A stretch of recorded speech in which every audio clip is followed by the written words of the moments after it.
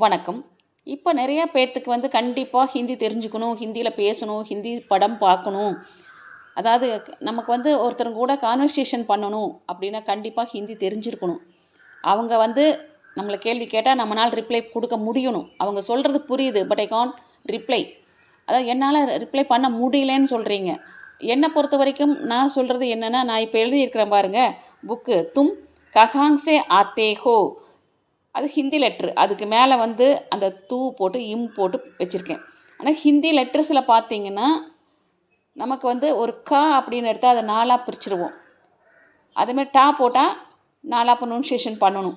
அப்போது நீங்கள் இட்லியை தட்டில் வச்சுட்டு மை இட்லி காத்தாஹூம்னு சொன்னேன்னு வச்சுக்கோங்க, நீ இட்லியை பாடுறேன்னு அர்த்தமாயிரு. இட்லி காத்தாஹூம் இதுதான் சொல்லணும். ஸோ முதல்ல லெட்ரு படிங்க, நல்லா உச்சரிப்பு படிங்க. டைம் எடுத்துக்கோங்க, 2 மாதம் எடுத்துக்கோங்க அந்த லெட்டர்